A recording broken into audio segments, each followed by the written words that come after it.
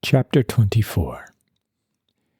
In the face of all his handicaps, Yorgis was obliged to make the price of a lodging, and of a drink every hour or two, under penalty of freezing to death.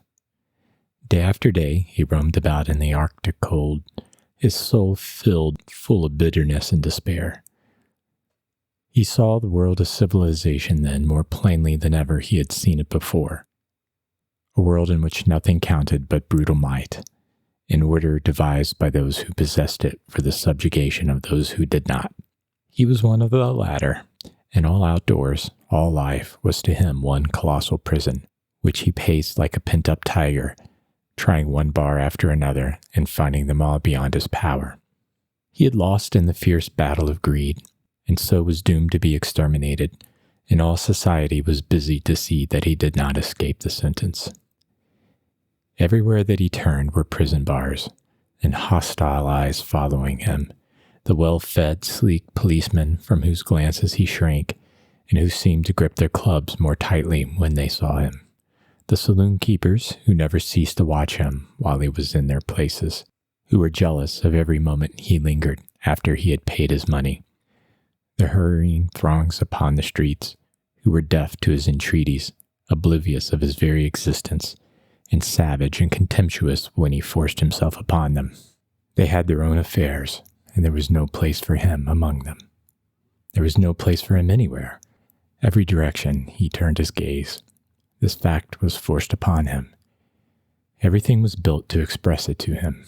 The residences, with their heavy walls and bolted doors, and basement windows barred with iron, the great warehouses filled with the products of the whole world, and guarded by iron shutters and heavy gates, the banks with their unthinkable billions of wealth, all buried in safes and vaults of steel. And then one day there befell Yorgis the one adventure of his life. It was late at night, and he had failed to get the price of a lodging. Snow was falling, and he had been out so long that he was covered with it, and was chilled to the bone. He was working among the theater crowds, flitting here and there, taking large chances with the police, in his desperation half hoping to be arrested. When he saw a blue coat start toward him, however, his heart failed him, and he dashed down a side street and fled a couple of blocks. When he stopped again, he saw a man coming toward him, and placed himself in his path. "Please, sir," he began, in the usual formula, "will you give me the price of a lodging? I've had a broken arm, and I can't work, and I've not a cent in my pocket. I'm an honest working man, sir, and I never begged before. It's not my fault, sir." Yorgis usually went on until he was interrupted, but this man did not interrupt, and so at last he came to a breathless stop. The other had halted, and Yorgis suddenly noticed that he stood a little unsteadily. "What's that you say?" he queried suddenly in a thick voice. Yorgis began again, speaking more slowly and distinctly.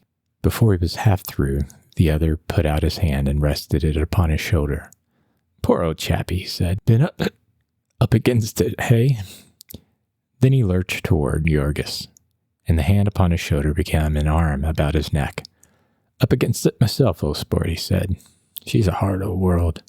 They were close to a lamppost, and Yorgis got a glimpse of the other. He was a young fellow, not much over 18, with a handsome, boyish face. He wore a silk hat and a rich, soft overcoat with a fur collar, and he smiled at Yorgis with benignant sympathy. "I'm hard up too, my good friend," he said. "I've got cruel parents, or I'd set you up. What's the matter with you?" "I've been in the hospital." "Hospital?" exclaimed the young fellow, still smiling sweetly. "That's too bad. Same as my Aunt Polly. My Aunt Polly's in the hospital too. All aunties been having twins." "What's the matter with you?" "I've got a broken arm," Yorgis began. "So," said the other sympathetically, "that ain't so bad. You get over that. I wish somebody'd break my arm, old chappie. Damn if I don't. Then they treat me better." "Hold me up, old sport. What do you want me to do?" "I'm hungry, sir," said Yorgis. "Hungry? Why don't you have some supper?" "I've got no money, sir." "No money? Oh, let's be chums, old boy. Just like me. No money either. Almost busted. Why don't you go home then, same's me?" "I haven't any home," said Yorgis. "No home? Stranger in the city, eh? Good God, that's bad. Better come home with me. Yes, by Harry, that's the trick. You'll come home and have some supper with me. Awful lonesome. Nobody home. Governor gone abroad. Bobby's on honeymoon. Polly having twins. Every damn soul gone away. Enough to drive a fellow to drink, I say. Only old Ham standing by, passing plates. Damn if I can't eat like that, no sir. The club for me every time, my boy, I say. But then they won't let me sleep there. Governor's orders by Harry. Home every night, sir. Ever hear anything like that? Every morning do, I asked him. No, sir, every night, or no allowance at all. That's my governor.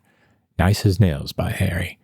Told old Ham to watch me too, servants spying on me. What'd you think that, my friend? A nice, quiet, good-hearted young feller like me and his daddy can't go to Europe. And leave him in peace. Ain't that a shame, sir? And I gotta go home every evening and miss all the fun by Harry. That's what's the matter now. That's why I'm here. Had you come away and leave Kitty? Left her crying, too. What'd you think of that, old sport? Let me go, kittens, says I. Come early and often. I goes where duty calls me. Farewell. Farewell, my own true love. Farewell, farewell, my own true love. This last was a song, and the young gentleman's voice rose mournful and wailing, while he swung upon Jurgis's neck. The latter was glancing about nervously, lest someone should approach. They were still alone, however. But I came all right, continued the youngster aggressively. I can have my own way when I want it by Harry. Freddie Jones is a hard man to handle when he gets going. No, sir, says I. By thunder, and I don't need anybody going home with me either. What'd you take me for, hey? Think I'm drunk, don't you, hey? I know you, but I'm no more drunk than you are, kittens, says I to her. And then says she, that's true, Freddie dear. She's a smart one, is Kitty. But I'm staying in the flat, and you're going out in the world. Cold night.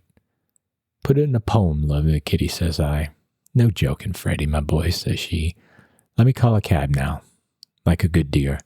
But I can call my own cabs, don't you fool yourself, and I know what I'm a-doing, now you bet. Say, my friend, what you say? Will you come home and see me, and have some supper? Come long like a good feller. Don't be haughty. You're up against it, same as me, and you can understand a feller. Your heart's in the right place by Harry. Come long, old chappie, and we'll light up the house, and we'll have some fizz, and we'll raise hell, we will. Whoopla. So long as I'm inside the house, I can do as I please. The governor's own very orders, by God. Hip hip. They had started down the street, arm in arm, the young man pushing Jurgis along, half-dazed. Jurgis was trying to think what to do. He knew he could not pass any crowded place with his new acquaintance without attracting attention and being stopped. It was only because of the falling snow that people who passed here did not notice anything wrong. Suddenly, therefore, Jurgis stopped. Is it very far? He inquired. Not very, said the other. Tired, are you, though? Well, we'll ride. What you say? Good. Call a cab. And then, gripping Jurgis tight with one hand, the young fellow began searching his pockets with the other. You call, old sport, and I'll pay, he suggested. How's that, eh? And then he pulled out from somewhere a big roll of bills. It was more money than Jurgis had ever seen in his life before, and he stared at it with startled eyes. Looks like a lot, eh? Said Master Freddie, fumbling with it. Fool you, though, old chappie. They're all little ones. I'll be busted in 1 week more, sure thing. Word of honor. And not a cent more till the first governor's orders. Not a cent, by Harry. Enough to set a feller crazy, it is. I sent him a cable this afternoon. That's one reason more why I'm going home. Hanging on the verge of starvation, I says, for the honor of the family. Send me some bread. Hunger will compel me to join you, Freddie. That's what I wired him, by Harry, and I mean it. I'll run away from school, by God, if you don't send me some. After this fashion, the young gentleman continued to prattle on, and meantime, Jurgis was trembling with excitement. He might grab that wad of bills and be out of sight in the darkness before the other could collect his wits. Should he do it? What better had he to hope for if he waited longer? But Jurgis had never committed a crime in his life, and now he hesitated half a second too long. Freddie got one bill loose, and then stuffed the rest back into his trousers pocket. Here, old man, he said, you take it. He held it out, fluttering. They were in front of a saloon, and by the light of the window, Jurgis saw that it was a $100 bill. You take it, the other repeated. Pay the cabbie and keep the change. I've got no head for business. Governor says so himself, and the governor knows. The governor's got a head for business, you bet. All right, governor, I told him, you run the show, and I'll take the tickets. And so he set Aunt Polly to watch me. And now Polly's off in the hospital having twins, and me out raising Cain. Hello there. Hey, call him. A cab was driving by, and Jurgis sprang and called, and swung round to the curb. Master Freddy clambered in with some difficulty, and Jurgis had started to follow when the driver shouted, Hi there, get out, you. Jurgis hesitated and was half obeying, but his companion broke out, What's the matter with you, eh? And the cabbie subsided, and Jurgis climbed in. Then Freddy gave a number on the Lakeshore Drive, and the carriage started away. The youngster leaned back and snuggled up to Jurgis, murmuring contentedly. In half a minute he was sound asleep. Jurgis sat shivering, speculating as to whether he might not still be able to get hold of the roll of bills. He was afraid to try to go through his companion's pockets, however, and besides, the cabbie might be on the watch. He had the 100 safe, and he would have to be content with that. At the end of half an hour or so, the cab stopped. They were out on the waterfront, and from the east, a freezing gale was blowing off the icebound lake. Here we are, called the cabbie, and Jurgis awakened his companion. Master Freddy sat up with a start. Hello, he said. Where are we? What's this? Hey, oh yes, you sure enough. Most forgot you. Oh, chappie. Home are we? Let's see. Brr, it's cold. Yes, come along, we're home. It's ever so humble. Before them there loomed an enormous granite pile, set far back from the street and occupying a whole block. By the light of the driveway lamps, Jurgis could see that it had towers and huge gables, like a medieval castle. He thought that the young fellow must have made a mistake. It was inconceivable to him that any person could have a home like a hotel or the city hall. But he followed in silence, and they went up the long flight of steps, arm in arm. There's a button here, old sport, said Master Freddy. Hold my arm while I find her. Steady now. Oh yes, here she is. Saved. A bell rang, and in a few seconds the door was opened. A man in blue livery stood holding it and gazing before him, silent as a statue. They stood for a moment, blinking in the light. Then Jurgis felt his companion pulling, and he stepped in, and the blue automaton closed the door. Jurgis's heart was beating wildly. It was a bold thing for him to do. Into what strange, unearthly place he was venturing, he had no idea. Aladdin entering his cave could not have been more excited. The place where he stood was dimly lighted, but he could see a vast hall with pillars fading into the darkness above, and a great staircase opening at the far end of it. The floor was of tessellated marble, smooth as glass, and from the walls, strange shapes loomed out, woven into huge portieres in rich, harmonious colors, or gleaming from paintings, wonderful and mysterious looking in the half-light, purple and red and golden, like sunset glimmers in a shadowy forest. The man in livery had moved silently toward them. Master Freddy took off his hat and handed it to him, and then, letting go of Jurgis's arm, tried to get out of his overcoat.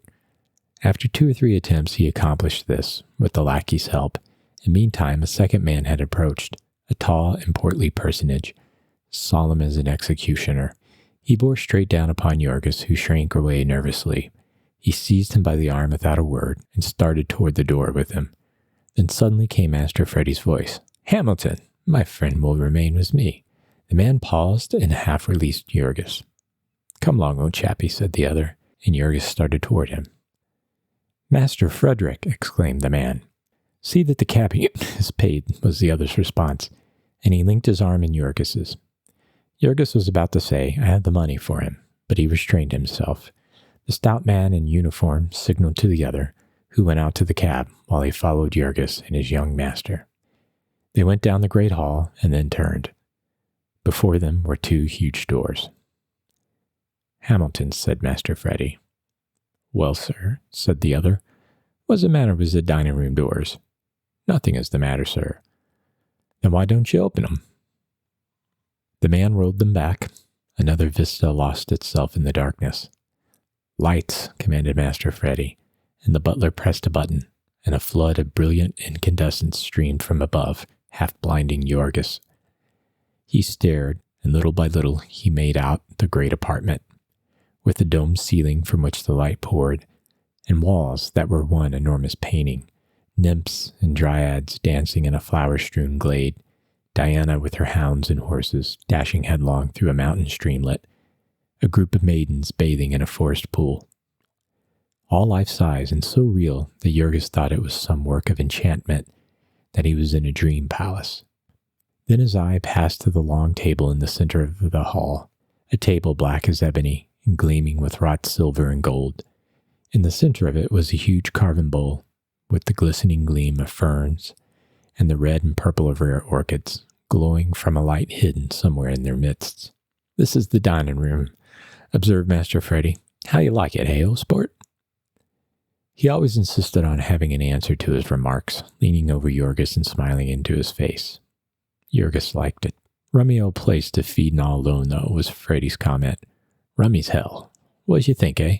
Then another idea occurred to him, and he went on without waiting. "Maybe you never saw anything like this before, eh, old chappie?" "No," said Jurgis. "Come from the country, maybe, eh?" "Yes," said Jurgis. "Aha, I thought so. Lots of folks from country never saw such a place.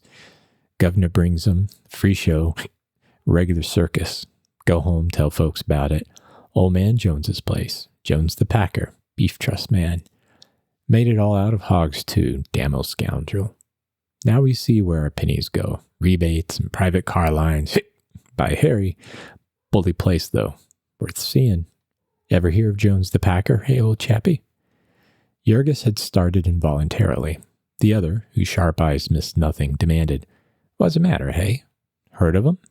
And Jurgis managed to stammer out, "I've worked for him in the yards." "What?" cried Master Freddy with a yell. "You?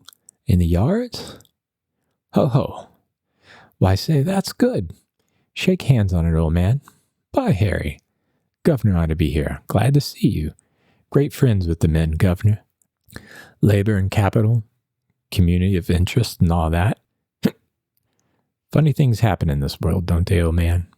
Hamilton, let me introduce you. Friend the family. Oh, friend the governor's. Works in the yards. Come to spend the night with me, Hamilton. Have a hot time. Me friend, Mr. What's your name, old chappie? Tell us your name." "Rutkus. Jurgis Rutkus." "My friend, Mr. Rednose, Hamilton. Shake hands." The stately butler bowed his head, but made not a sound, and suddenly Master Freddy pointed an eager finger at him. "I know what's the matter with you, Hamilton. Lay you $1, I know. You think I'm drunk, hey now?" And the butler again bowed his head. "Yes, sir," he said, at which Master Freddy hung tightly upon Jurgis's neck and went into a fit of laughter. "Hamilton, you damn old scoundrel," he roared. "I'll surcharge you for impudence. You see if and I don't. Oh, I'm drunk. Oh." The two waited until his fit had spent himself to see what new whim would seize him. "What you want to do?" he queried suddenly. "Want to see the place, old chappie? Want me to play the governor? Show you around? State parlors. Louis cans. Louis says. Chairs cost $3,000 apiece. Tea room marionette. Picture of shepherds dancing. Rusedale, $23,000. Ballroom. Balcony pillars. Imported. Special ship, $68,000. Ceiling painted in Rome. What's that feller's name, Hamilton? Manatoni, Macaroni. Then this place. Silver Bowl. Benvenuto Cellini. Romeo Dago. And the organ, $30,000, sir. Start her up, Hamilton. Let Mr. Rednose hear it. No, never mind. Clean forgot. Says he's hungry, Hamilton. Let's have some supper. Only don't let's have it here.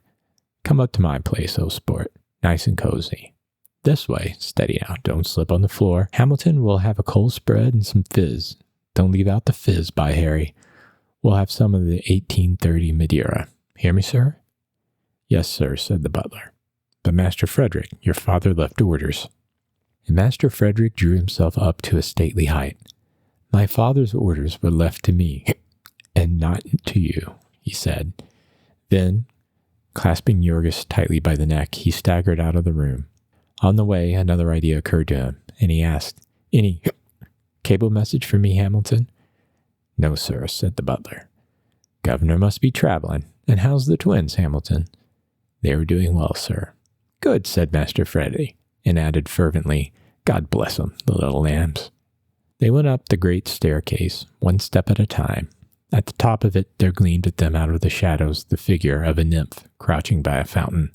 A figure ravishingly beautiful, the flesh warm and glowing with the hues of life. Above was a giant court, with domed roof, the various apartments opening into it. The butler had paused below but a few minutes to give orders, and then followed them. Now he pressed a button, and the hall blazed with light. He opened a door before them, and then pressed another button as they staggered into the apartment. It was fitted up as a study.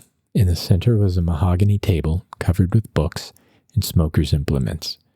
The walls were decorated with college trophies and colors, flags, posters, photographs and knickknacks, tennis rackets, canoe paddles, golf clubs, and polo sticks. An enormous moose head, with horns 6 feet across, faced a buffalo head on the opposite wall, while bear and tiger skins covered the polished floor. There were lounging chairs and sofas, window seats covered with soft cushions of fantastic designs.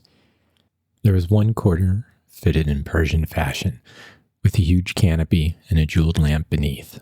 Beyond, the door opened upon a bedroom, and beyond that was a swimming pool of the purest marble that had cost about $40,000. Master Freddy stood for a moment or two, gazing about him. Then out of the next room a dog emerged, a monstrous bulldog, the most hideous object that Yorgis had ever laid eyes upon. He yawned, opening a mouth like a dragon's, and he came toward the young man, wagging his tail. "Hello, Dewey," cried his master. "Been having a snooze, old boy? Well, well. Hello there, what's the matter?" The dog was snarling at Yorgis. "Why, Dewey, this my friend, Mr. Rednose. Oh, friend the governor's. Mr. Rednose, Admiral Dewey, shake hands. Ain't he a daisy, though? Blue ribbon at the New York show. 8,500 at a clip. How's that, eh?" The speaker sank into one of the big armchairs, and Admiral Dewey crouched beneath it. He did not snarl again, but he never took his eyes off Yorgis. He was perfectly sober, was the Admiral. The butler had closed the door, and he stood by it, watching Yorgis every second. Now there came footsteps outside, and, as he opened the door, a man in livery entered, carrying a folding table, and behind him, 2 men with covered trays. They stood like statues, while the first spread the table and set out the contents of the trays upon it. There were cold pâtés and thin slices of meat, tiny bread and butter sandwiches with the crust cut off, a bowl of sliced peaches and cream in January, little fancy cakes, pink and green and yellow and white, and half a dozen ice-cold bottles of wine. "That's the stuff for you," cried Master Freddy exultantly as he spied them. "Come along, old chappie, move up." And he seated himself at the table.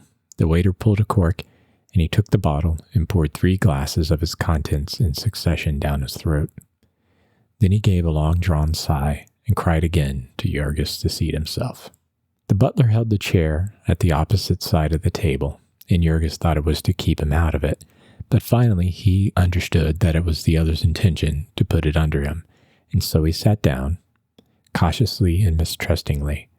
Master Freddy perceived that the attendants embarrassed him, and he remarked with a nod to them, "You may go."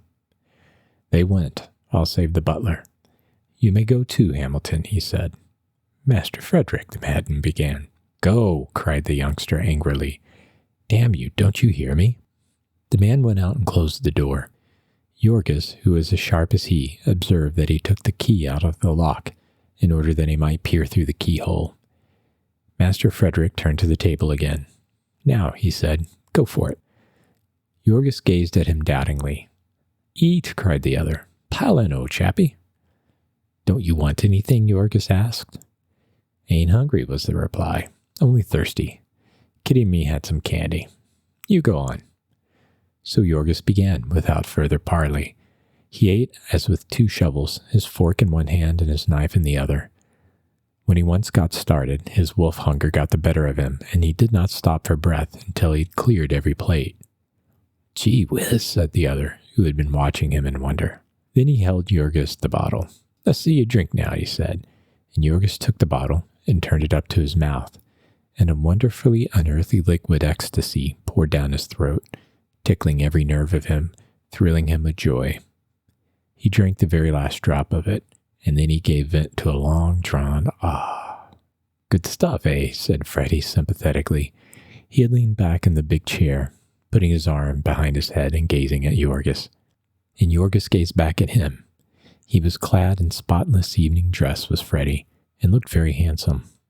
He was a beautiful boy with light golden hair and the head of an Antinous. He smiled at Yorgos confidingly, and then started talking again, with his blissful insouciance. This time, he talked for 10 minutes at a stretch, and in the course of the speech, he told Yorgos all of his family history. His big brother Charlie was in love with a guileless maiden who played the part of Little Bright Eyes in The Caliph of Kamskatka. He had been on the verge of marrying her once, only the governor had sworn to disinherit him and had presented him with a sum that would stagger the imagination, and that had staggered the virtue of Little Bright Eyes. Now Charlie had got leave from college and had gone away in his automobile on the next best thing to a honeymoon. The governor had made threats to disinherit another of his children also, Sister Gwendolyn, who had married an Italian marquis with a string of titles and a dueling record. They lived in his chateau, or rather had, until he had taken to firing the breakfast dishes at her. Then she had cabled for help, and the old gentleman had gone over to find out what were his grace's terms. So they had left Freddie all alone, and he with less than $2,000 in his pocket. Freddie was up in arms and meant serious business, as they would find in the end. There was no other way of bringing them to terms. He would have his kittens wire that she was about to marry him. See what happened then. So the cheerful youngster rattled on until he was tired out. He smiled his sweetest smile at Yorgos, and then he closed his eyes sleepily. Then he opened them again and smiled once more, and finally closed them and forgot to open them. For several minutes, Yorgos sat perfectly motionless, watching him, and reveling in the strange sensation of the champagne. Once he stirred, and the dog growled. After that, he sat almost holding his breath, until after a while the door of the room opened softly, and the butler came in. He walked toward Yorgos upon tiptoe, scowling at him, and Yorgos rose up and retreated, scowling back. So until he was against the wall, and then the butler came close and pointed toward the door. "Get out of here," he whispered. Yorgos hesitated, giving a glance at Freddie, who was snoring softly. "If you do, you son of a," hissed the butler, "I'll mash in your face for you before you get out of here." And Yorgos wavered but an instant more. He saw Admiral Dewey coming up behind the man and growling softly to back up his threats. Then he surrendered and started toward the door. They went out without a sound and down the great echoing staircase and through the dark hall. At the front door he paused, and the butler strode close to him. "Hold up your hands," he snarled. Yorgos took a step back, clenching his one well fist. "What for?" he cried, and then understanding that the fellow proposed to search him, he answered, "I'll see you in hell first." "Do you want to go to jail?" demanded the butler menacingly. "I'll have the police." "Have 'em," roared Yorgos with fierce passion, "but you won't put your hands on me till you do. I haven't touched anything in your damned house, and I'll not have you touch me." So the butler, who was terrified lest his young master should waken, stepped suddenly to the door and opened it. "Get out of here," he said, and then as Yorgos passed through the opening, he gave him a ferocious kick that sent him down the great stone steps at a run and landed him sprawling in the snow at the bottom.